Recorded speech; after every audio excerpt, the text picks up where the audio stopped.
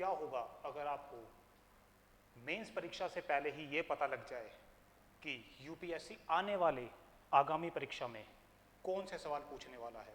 जी हाँ, चौंकिए मत, क्योंकि यदि आप पिछले 3 वर्षों के एग्जाम को उठा करके PYQs को उठा करके देखेंगे तो आप पाएंगे कि लगातार एक ट्रेंड बना हुआ है, लगातार एक सवाल जो पूछा जा रहा है रिपीट हो रहा है।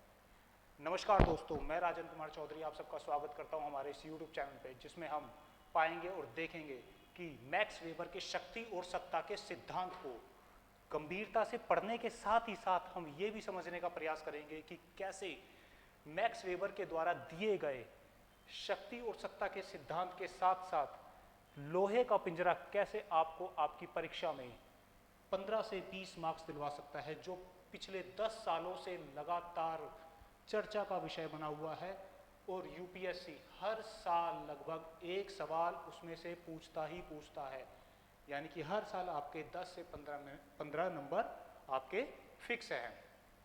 तो चलिए अब हम स्टार्ट करते हैं अपने इस लेक्चर को, जिसमें हम सबसे पहले समझने का प्रयास करेंगे कि मैक्स वेबर क्या सोचते थे, क्या समझते थे समाज के बारे में। क्योंकि जब तक हम ये बात नहीं जानेंगे कि एक समाजशास्त्री अपने समय में अपने अनुभव के अनुसार क्या समझता था, तो समाज को देखने का उसका नजरिया कैसा था, वो किस तरीके से एक आदर्श समाज को देखने के लिए आतुर होता था, तभी हम उसके किसी भी सिद्धांत को समझ पाएंगे। चलिए अब हम स्टार्ट करते हैं। जैसा कि हम पाते हैं कि मैक्स वेबर ने जो अपना सिद्धांत दिया कि किस तरीके से वो समाज को देखने के लिए 2 आदर्श टाइप दिखाते हैं। पहला एक आदर्श टाइप हैगा वो है वेस्टहन, जो हमें ये समझाने का प्रयास करता है कि कैसे हमें समाज के लोगों के कार्यों को देखना चाहिए। क्योंकि ये एक जर्मन शब्द है, वेस्टहन कोई इंडियन शब्द नहीं है, ये एक जर्मन शब्द है, जिसका मतलब है कि कर्ता यानी कि काम करने वाले के नजरिए को देखना, उसके काम को नहीं देखना, उसके नजरिए को देखना कि वो काम को किस इंटेंशन से कर रहा है। आप अपने कॉपी पेन नोट रखेंगे, अपने पास रखेंगे और लिखना चाहें तो आप लिख सकते हैं।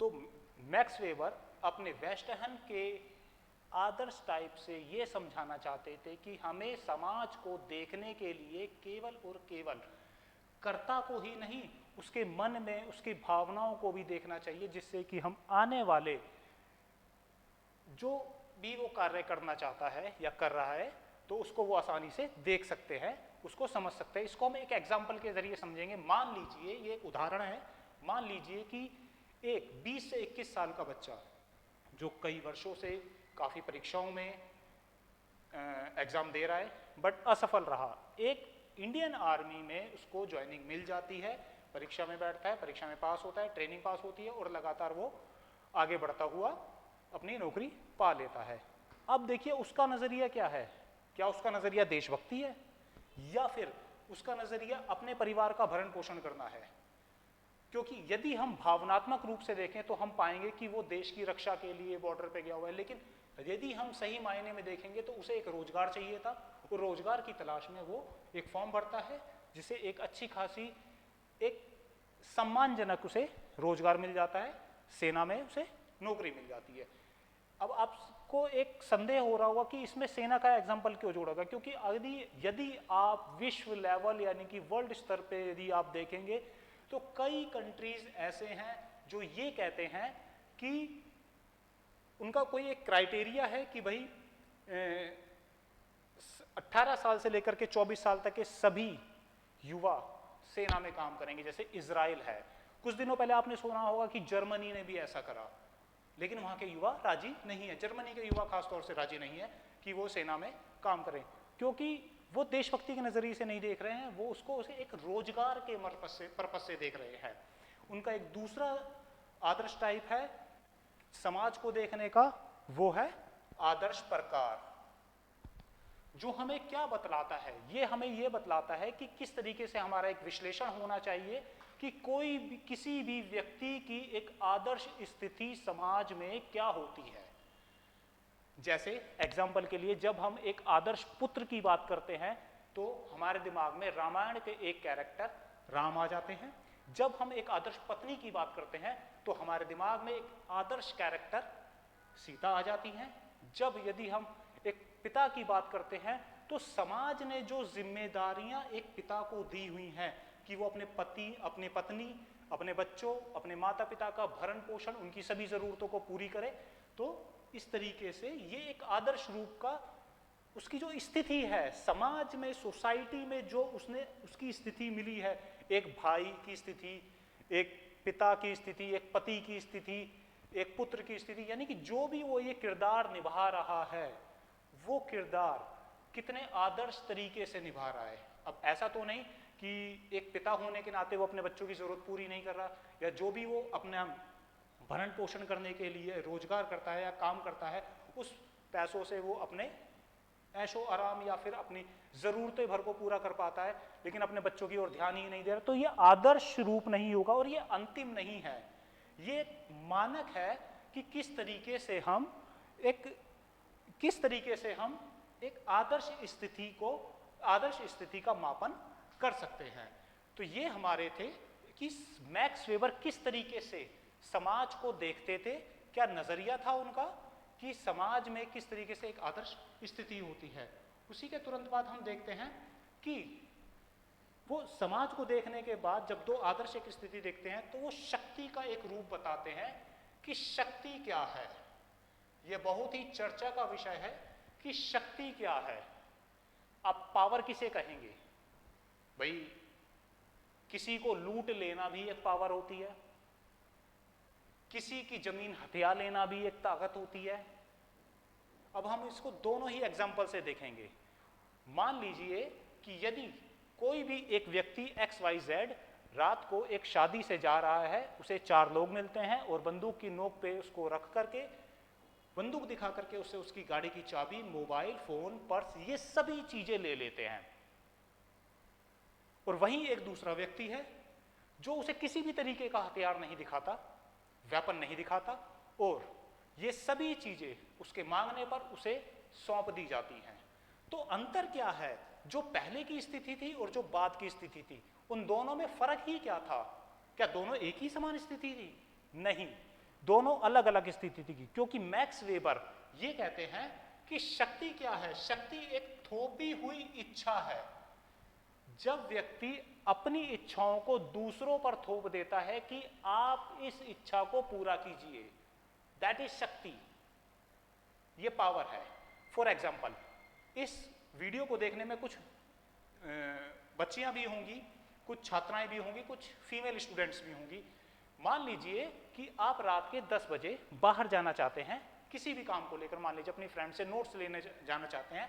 आपके पिताजी कहते हैं, आप अपने पिताजी से परमिशन लेते हैं कि पिताजी या डैडी, मैं अपनी फ्रेंड से नोट्स लेने जाना चाहती हूँ। तो उस दौरान आपके पिताजी क्या कहेंगे? नहीं, सुबह जाइएगा। ये उनकी इच्छा है कि आप सुबह जाएंगे, वो आप पर थोप रहे हैं और आपको माननी पड़ती है। दैट इज शक्ति, ये एक शक्ति है।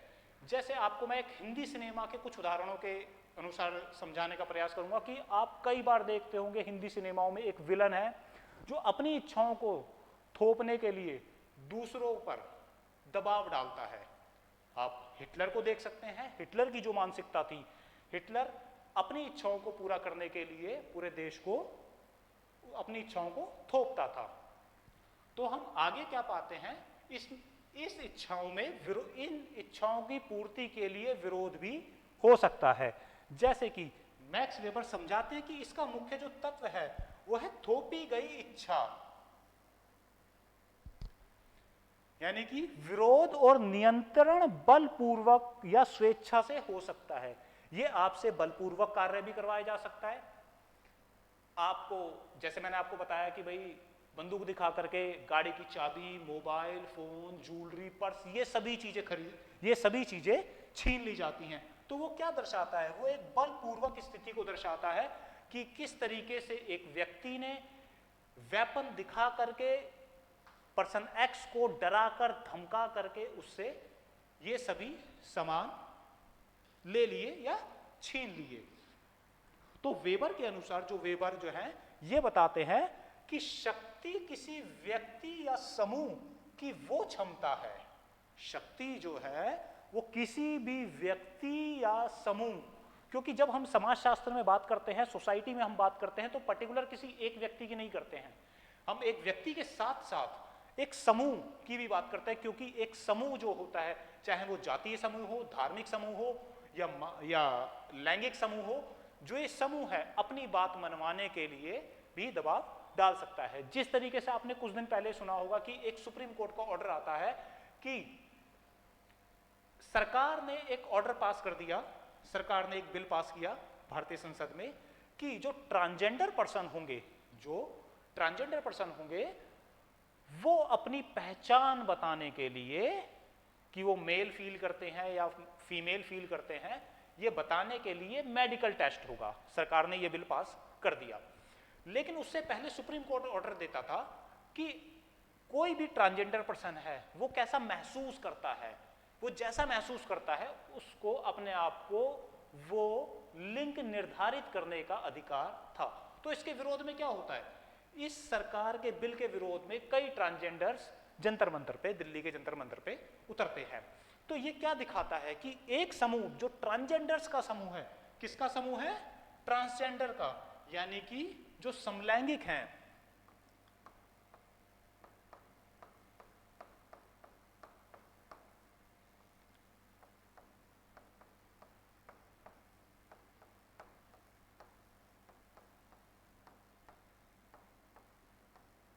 समलैंगिक व्यक्तियों का समूह अपनी बात मनवाने के लिए सरकार के सामने उतरता है, जो उन्हें अधिकार देता है आर्टिकल 19 यानी कि अनुच्छेद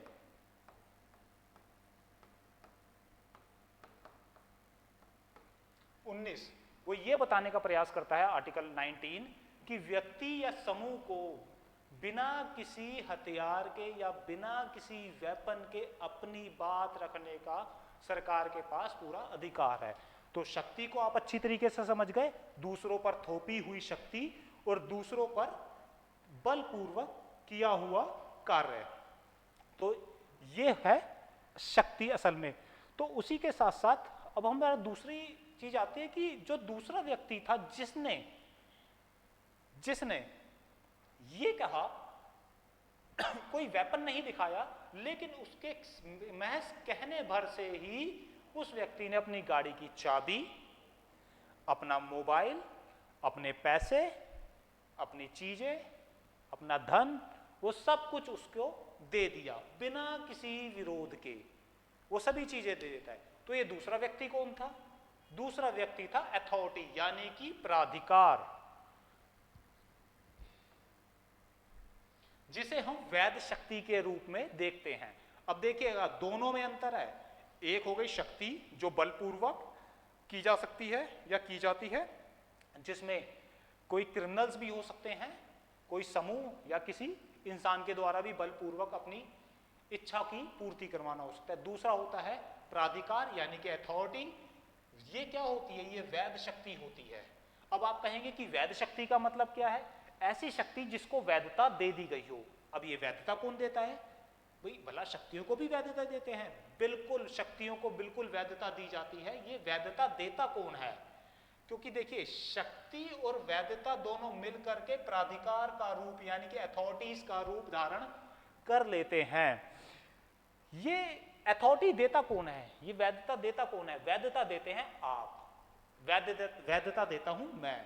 कैसे, हम सरकार को अपने वोट के माध्यम से, जब हम वोट डालने जाते हैं और किसी हम एक सरकार को चुनते हैं, तो हम उस सरकार को मान्यता दे रहे होते हैं, उसको वैधता दे रहे होते हैं कि आप हम पर रूल कीजिए, आप हम पर शासन कीजिए, आप जो हमारे लिए नियम बनाएंगे संसद में बैठ करके हम उन्हें स्वीकार करेंगे। अब सोचिए, रेड लाइट को हर कोई जंप जो है मैक्सिमम लोग करते हैं, लेकिन चालान नहीं भरना चाहते, लेकिन सरकार फिर भी उनसे चालान ले लेती है। लेकिन आप या मैं विरोध नहीं कर सकते। जब आप इनकम टैक्स, अपनी सैलरी का एक हिस्सा जो परसेंटेज गवर्नमेंट ने निर्धारित किया है वो सरकार को देते हैं टैक्स के रूप में, तो सरकार क्या कर रही है, पैसा ही तो ले रही है आपसे। जब आपसे वो पैसा ले रही है तो लेकिन एक वो वैध तरीके से ले रही है जिसका आप विरोध भी नहीं कर सकते, क्योंकि आपने उस वोट के माध्यम से खुद चुना है उस सरकार को, और उस सरकार ने जो नियम बनाए आप उसे स्वीकार करने के लिए तैयार हैं। तो ये जो वैधता है ये कैसे मिलती है, ये विश्वास की स्वीकृति होती है जो एक आदेश के रूप में निर्धारित होती है। तो हम समझ सकते हैं कि प्राधिकार वह शक्ति है जो जिसे समाज के द्वारा वैधता और उचित माना जाता है। आप कोई भी शक्ति लगा लीजिए जिसे समाज ने वैधता दे रखी है, जिसे समाज ने उचित ठीक मान रखा है, वो वैध शक्ति है। सिर्फ सरकार ही नहीं, यदि आप लोकतांत्रिक व्यवस्था से पहले की तरफ जाएंगे तो आप पाएंगे कि किस तरीके से जब ब्रिटिश गवर्नमेंट का रूल था भारत में, औपनिवेशिक काल था, गांव की स्थिति आपने पढ़ी होगी इतिहास के सब्जेक्ट में अलग अलग टॉपिकों में कि किस तरीके से किसान आंदोलन होते हैं, नील आंदोलन हो गया, किस तरीके से आंदोलन होते हैं। तो क्या हो रहा था, वो एक अथॉरिटी थी औपनिवेशिक काल, चाहे अकाल आया हुआ हो आपके गांव या जिला में, या भुखमरी पड़ी हो, भूकंप आया हो, किसी भी प्रकार की प्राकृतिक आपदा आ गई हो, टैक्स बहुत जरूरत से ज्यादा हो, इस बात से कोई मतलब नहीं था उस अथॉरिटी को, उसे लोग जायज मानने लग गए थे क्योंकि जमींदारों से वो टैक्स वसूला जाता था और जमींदारों के रास्ते वो औपनिवेशिक शासन को चला जाता था। तो हम देखते हैं इसी के साथ ही साथ कि जो समाज है, समाज के द्वारा वैधता दी जाती है कि समाज जो है इस शक्ति को वैधता दे रहा है और उसे भली भांति उचित भी मान रहा है। लोग केवल डर से आज्ञा का पालन नहीं करते हैं। सरकार ने कोई भी एक ऑर्डर पारित किया, मान लीजिए एक छोटा सा एग्जांपल लेते हैं कि जब आप अपने ऑफिस जाते होंगे या आप अपने हॉस्टल जाते होंगे या किसी भी एक स्थान से दूसरे स्थान जाते होंगे तो एक बाइक पे बैठते होंगे, ऑर्डर पारित किया गया सरकार के द्वारा कि ट्रैफिक सिग्नल पर रेड लाइट होने पर सभी लोग रुक जाएंगे। ये एक सिंपल सा एग्जांपल है। शक्ति ने, वैध शक्ति ने एक ऑर्डर पारित कर दिया, एक आदेश पारित कर दिया, अब इसे लोग मानने को तैयार हैं। केवल बलपूर्वक नहीं मान रहे, वो मान रहे हैं इस तरीके से कि ये हमारे समाज के लिए एक उचित व्यवस्था है, इस व्यवस्था के द्वारा हम अपने समाज में एक नैतिकता का स्थान दे पाएंगे। तो आज्ञा का पालन केवल व्यक्ति डर से ही नहीं करता, वो आज्ञा का पालन इसलिए भी करता है क्योंकि वो मानता है कि आदेश देने वाला शासक का अधिकार है। हम ये मानते हैं कि सरकार को ये अधिकार है कि वो हम पे रूल करे। जैसे मैंने आपको पहले बताया था कि हम वोट के माध्यम से ये सरकार को हम ये निर्देश देते हैं कि आप हमारे ऊपर रूल करें, आप हमारे लिए जो भी रूल्स बनाएंगे उसको हम स्वीकार करने के लिए तत्पर हैं और तैयार हैं। तो उम्मीद करता हूं आपको शक्ति और प्राधिकार दोनों में अंतर पता लग गया होगा। लेकिन शक्ति का एक वैध जो शक्ति होती है यानी कि प्राधिकार, इसका एक बदलता हुआ स्वरूप भी है। बदलता हुआ स्वरूप क्या है वो हम अगली स्लाइड में देखेंगे, जो ये बताती है कि समय समय पर किस तरीके से इस वैध शक्ति का जो रूप है वो बदला है। ये हम देखेंगे और हम समझने का प्रयास करेंगे कि किस तरीके से जो प्राधिकार है इसका बदलता हुआ स्वरूप है।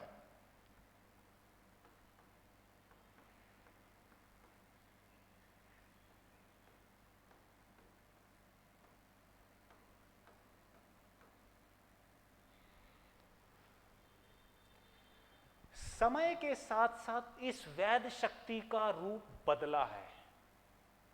आज आप जिस व्यवस्था में जीवित हैं ये एक लोकतांत्रिक व्यवस्था है। अब आपने इतिहास सब्जेक्ट भी पढ़ा है, क्या हमेशा से ही ये लोकतांत्रिक व्यवस्था थी? यदि आप याद करें अपने पढ़े हुए इतिहास को, इतिहास के सब्जेक्ट को, इतिहास के टॉपिक्स को, कि क्या वैदिक काल में थी ये व्यवस्था, लोकतांत्रिक व्यवस्था, या समकालीन भारत के अंदर थी? ये मॉडर्न हिस्ट्री में आप पढ़ते हैं कि लोकतांत्रिक सरकारें कैसे बनती हैं, उनको किस तरीके की शक्तियां निर्धारित होती हैं। तो जो शक्ति का जो रूप है ये समय समय पर बदलता रहा है। यदि हम देखें तो पहले, सबसे पहले पारंपरिक सत्ता होती थी।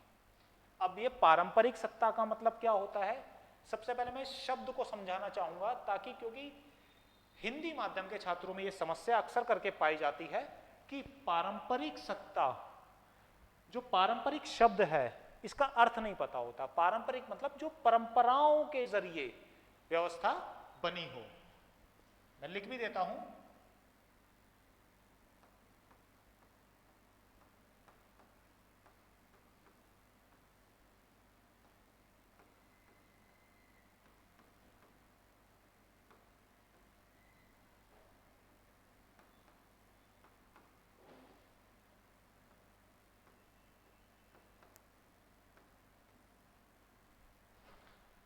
जैसे आपने पुराने सिनेमाओं में देखा होगा कि पंचायतें लगी हैं, किसी एक व्यक्ति पर आरोप लगाया जाता है कि भाई उसने कर्जा लिया और वो कर्जा जो है लाला जी को नहीं दे पाया, सुखी लाला को नहीं दे पाया, जो उस पूरी सिनेमा का, उस पूरे फिल्म का विलन हुआ करता था।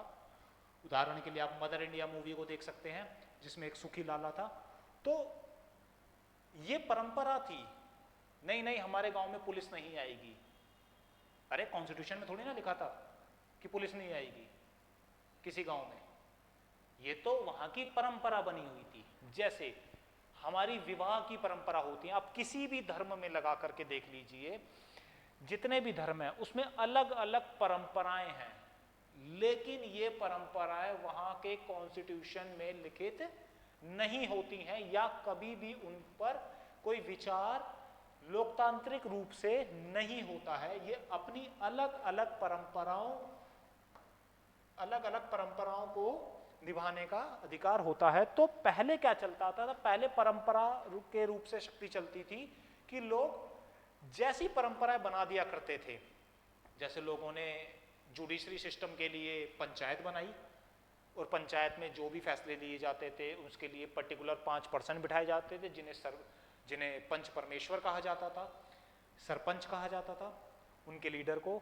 तो क्या होता था, उन परंपराओं के आधार पर किसी भी चीजों का फैसला होता था। कोई भी यदि नियम लागू करना है तो उन परंपराओं के माध्यम से होता था। अब आपने कई बार सुना होगा कि हरियाणा के गांव में जो जाति आधारित विवाह मना होते हैं। जाति आधारित विवाह का मतलब क्या है, तात्पर्य क्या है, कि एक ही गोत्र में यदि लड़के का गोत्र और लड़की का गोत्र दोनों एक ही है तो उनमें विवाह नहीं हो सकते। क्या ये बात कॉन्स्टिट्यूशन में लिखी है? नहीं, ये परंपरा है और ये पारंपरिक परंपरा है, और इसी के बल पर उन पर रूल किया जाता। ना जाने आपने समाचार पत्रों में कितनी ही न्यूज़ें देखी होंगी कि लड़का और लड़की इनमें से किसी एक की हत्या कर दी जाती है, ये कह करके कि दोनों ही, लड़का लड़की दोनों ही एक ही गोत्र के थे और विवाह करना चाहते थे। तो ये परंपरा है। उसके बाद आती है करिश्माई शक्ति। करिश्माई शक्ति क्या है? करिश्माई शक्ति किसी एक नेता की होती है। करिश्माई शक्ति क्या होती है? किसी एक नेता की होती है। उसमें क्या होता है कि मान लीजिए जैसे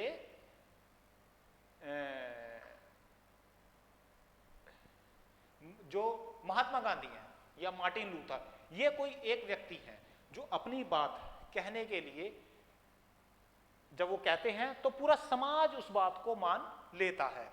जैसे राम रहीम, आपने कुछ टाइम पहले केस सुना होगा कि राम रहीम जो कि सत्संग वगैरह करते हैं उनको जो है जुडिशरी ने सजा सुनाई।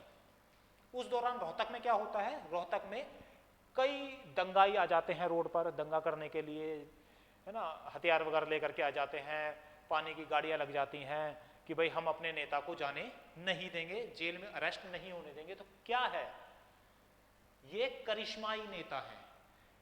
जैसे आप दूसरा एग्जाम्पल देखेंगे तो दूसरा एग्जाम्पल क्या है, जैसे दूसरा एग्जाम्पल कोई भी नेता होगा, जैसे मोदी जी, हमारे प्राइम मिनिस्टर मोदी, इनके कहते हैं, ऐसा कहा जाता है, ऐसा मेरा कहना नहीं है, ये समाज का कहना है कि एक नेता के बल पे पूरा चुनाव जीत लिया जाता है। तो क्या है वो एक करिश्माई नेता है और इनकी बात मानी जाती है, पूरा समाज, पूरी सोसाइटी अच्छी तरीके से मानता है। करिश्माई नेता मतलब जो करिश्मा करने वाला हो। इसमें अगर आप पारंपरिक तौर पे देखेंगे तो पारंपरिक तौर पे क्या दिखता था, कुछ करिश्माई जो नेता होते थे वो जादू टोने के माध्यम से भी अपनी सत्ता को बनाए रखने के लिए तैयार होते थे, अपनी सत्ता को बनाए रखते थे। जैसे कि एक और एग्जाम्पल के साथ हम समझते हैं, जो हमारा एग्जाम्पल होगा, आपने कई सत्संग के जो कि बाबा वगैरह या संत वगैरह होते हैं, ये अपनी सत्ता को बनाए रखने के लिए या कायम रखने के लिए इस तरीके की शक्ति अपनी का प्रदर्शन करते हैं। तीसरी शक्ति होती है हमारी तार्किक और वैधता। ये वर्तमान समय की लोकतांत्रिक व्यवस्था होती है जो तर्क के आधार पर और वैधानिक सत्ता के होती है। यानी कि ये जिस तरीके से वर्तमान समय में एक कोई भी ऑर्डर पास करने के लिए उसका एक नियम होता है कि संसद में बैठे हुए सभी लोग, पक्ष और विपक्ष, एक बिल पास करते हैं। बिल पास कर, लोकसभा में बिल पास होता है, फिर राज्यसभा में पास होता है, फिर वो हमारे राष्ट्रपति जी के पास जाता है। राष्ट्रपति के पास जाने के बाद वो उनके हस्ताक्षर के बाद वो बिल जो है कानून में परिवर्तित हो जाता है। तो तार्किक व्यवस्था को आप लिख सकते हैं वर्तमान की व्यवस्था।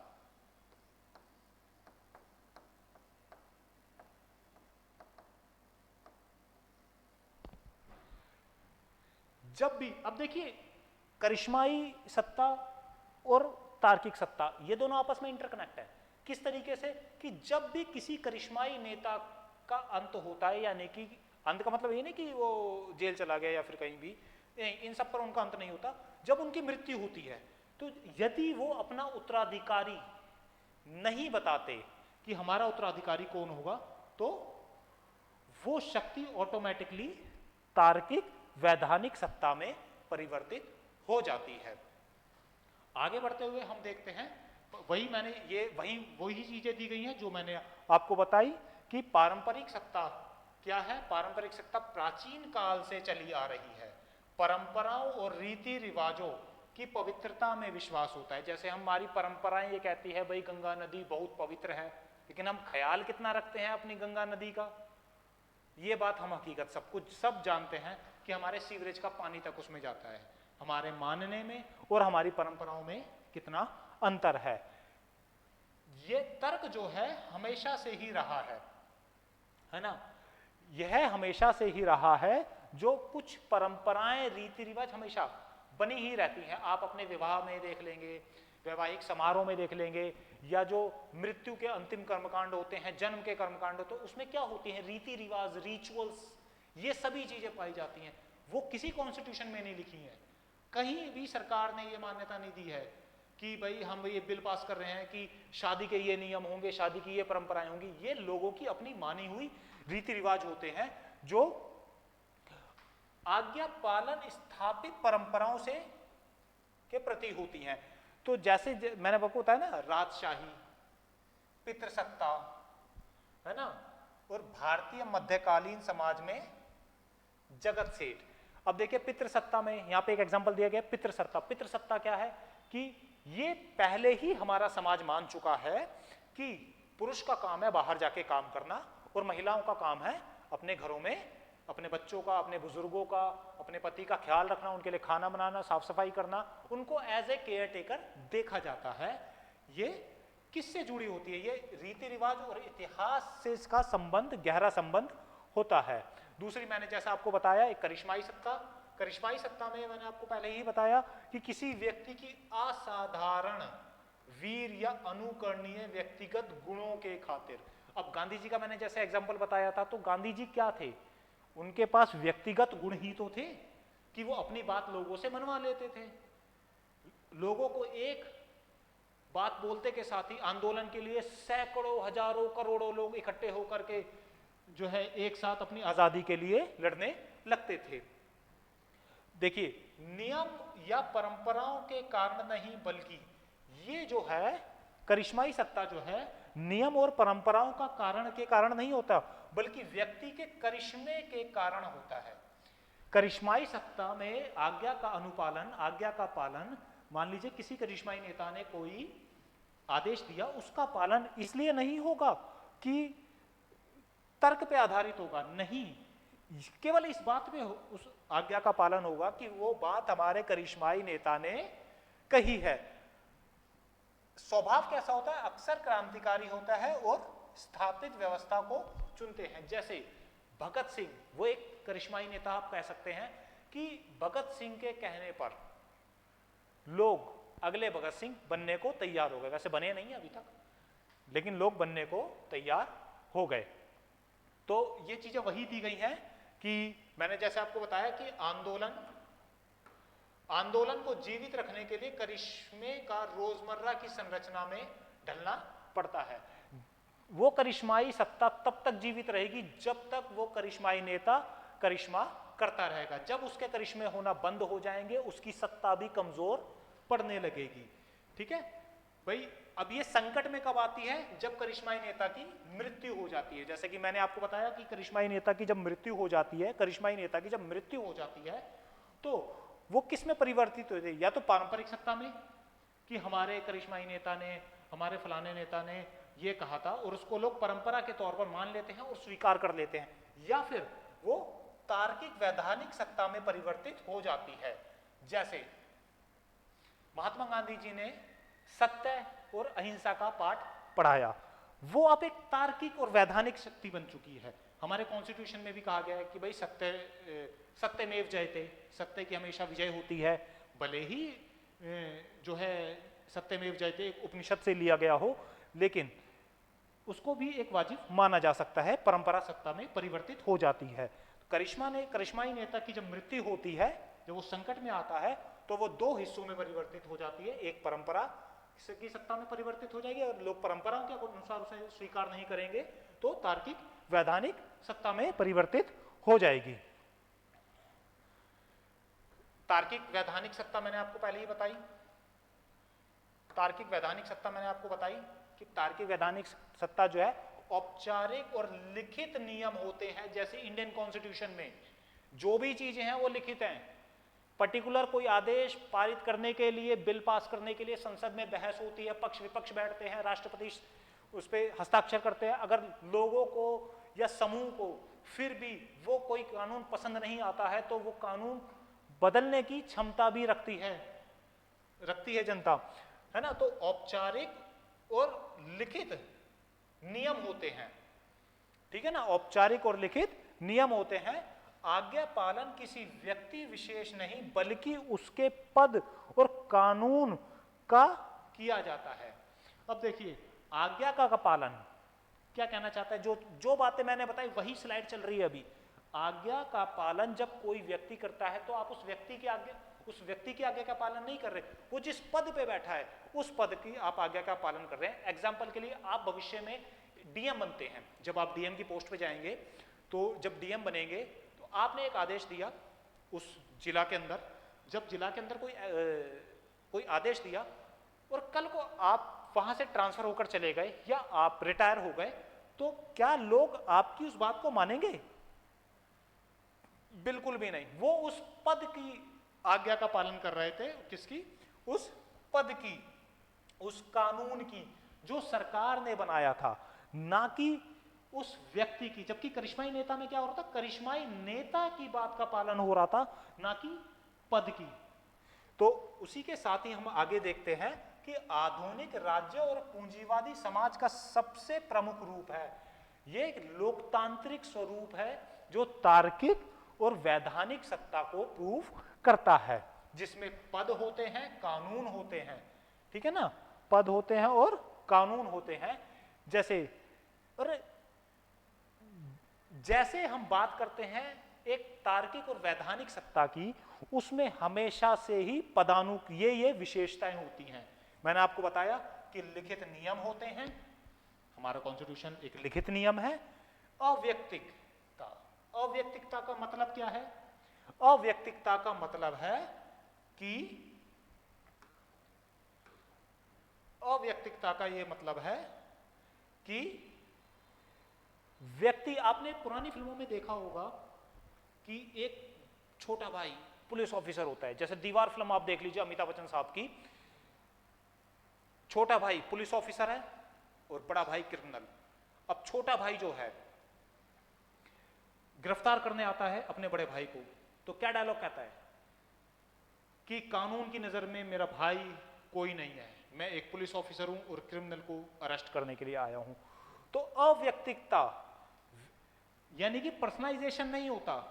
मान लीजिए आप कल को डीएम बनते हैं या आईपीएस ऑफिसर बनते हैं, तो आपका भाई और एक आम नागरिक दोनों ही बराबर हैं। मैं लिख भी देता हूं, आप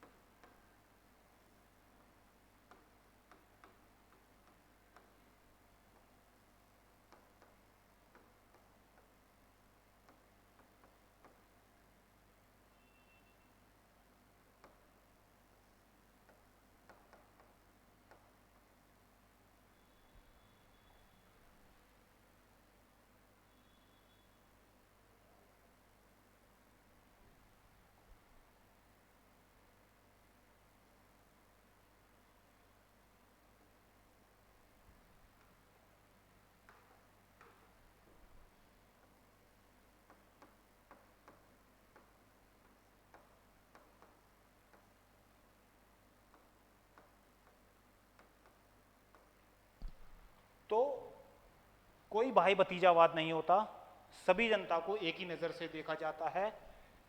फिर आती है विशेषज्ञता कि जो व्यक्ति जिस काम में स्पेशल है वही काम उसको सौंप दिया जाएगा। जैसे अक्सर करके आप कई सरकारी भर्ती परीक्षाओं में देखा जाता है कि अगर इलेक्ट्रिशियन की जरूरत है तो उसके लिए आईआईटी या आईटीआई या बीटेक मांगी जाती है। क्यों मांगी जाती है? क्योंकि उसे उस काम की विशेषज्ञ कहा जाता है, कि वो अपने काम में विशेषज्ञ होता है।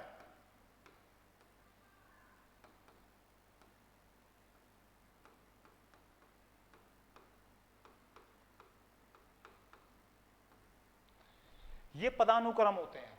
पदानुक्रम क्या होता है? मान लीजिए आप पुलिस स्टेशन में गए, उसमें एक हायरार्की होती है कि सबसे नीचे कांस्टेबल होगा, फिर हेड कांस्टेबल होगा, फिर सब इंस्पेक्टर होगा, फिर उसके ऊपर हम जाएंगे तो इंस्पेक्टर मिलेगा, एसएचओ मिलेंगे, है ना। इस तरीके से पदानुक्रम दिखते हैं। ये आधुनिक प्रशासन का इंजन होता है। नौकरशाही जो है उसके ये विशेषताएं होती हैं। जब भी आपसे एग्जाम में पूछी जाएंगी कि आधुनिक प्रशासन की विशेषता, या फिर यह पूछा जाता है कि जो तार्किक वैधानिक सत्ता है उसकी विशेषता क्या है, तो आप ये आराम से लिख सकते हैं। अब हम आते हैं अपने मेन सवाल पर, जिसमें हमें दिखता है कि नौकरशाही की आलोचना, जिसकी मैंने शुरू में बात की थी, लोहे का पिंजरा। क्या है ये लोहे का पिंजरा? आइए देखते हैं। लोहे का पिंजरा, मैक्स वेबर ने अपने ही सिद्धांत की आलोचना करते हुए कहा है कि तार्किकता लोहे के पिंजरे के समान है।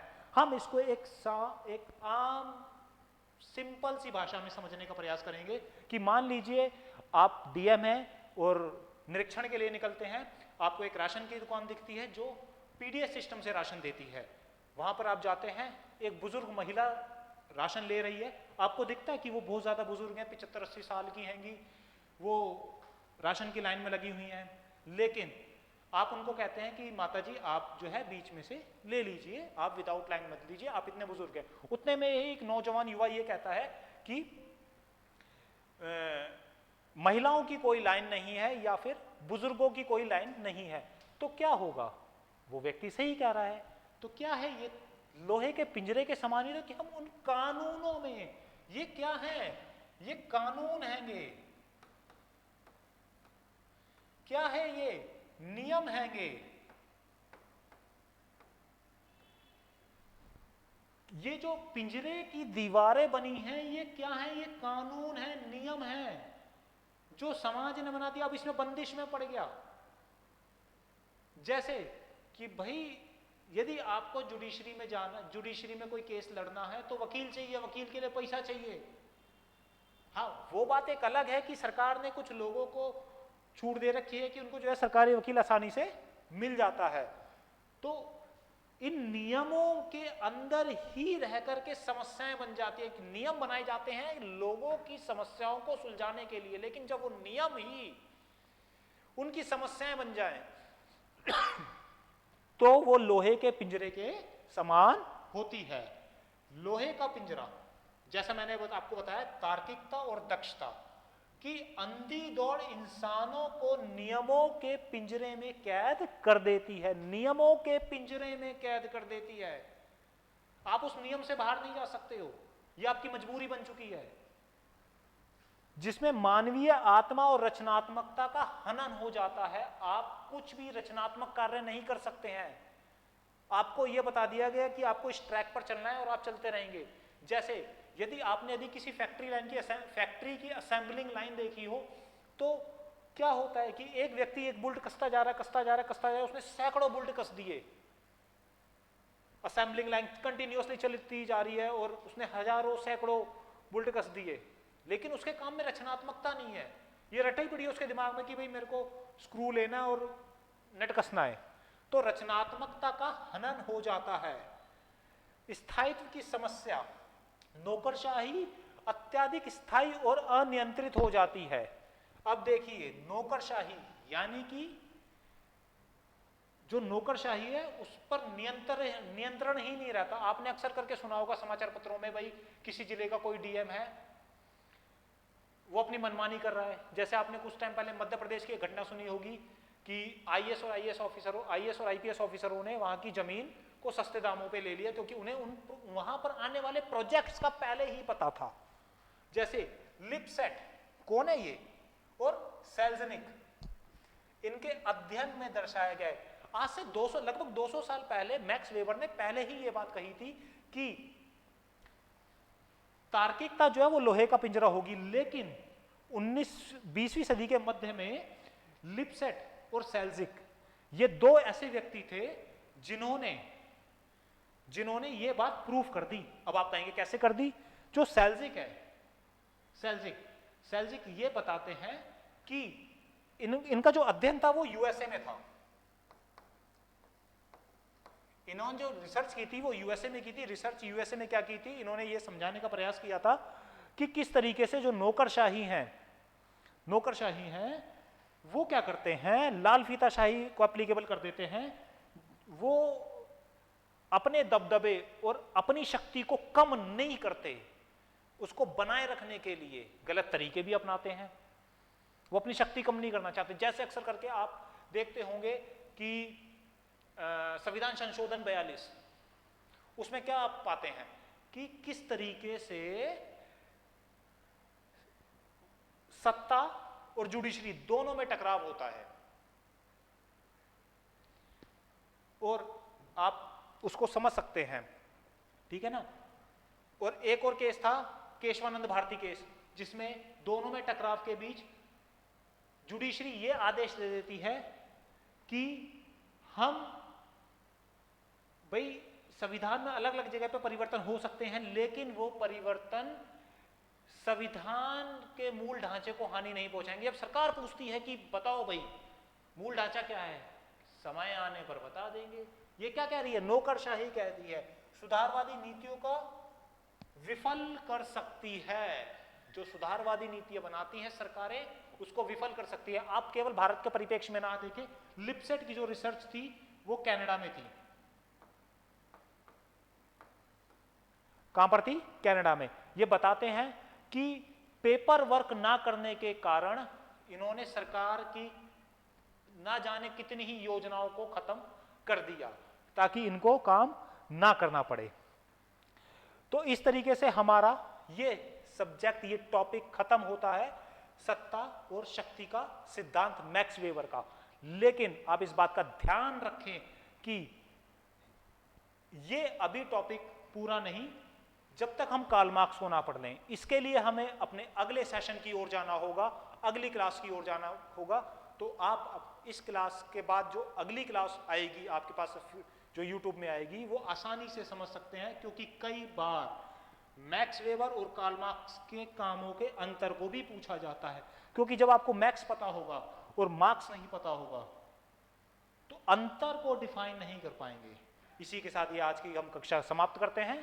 तो उम्मीद करता हूं कि ये सभी चीजें आपको आसानी से समझ में आ चुकी होंगी, आप इसको समझ चुके होंगे, इसको अच्छे से आपने अपने नोट्स में नोट डाउन कर लिया होगा। हम आज की कक्षा को यहीं पे खत्म करते हैं। धन्यवाद।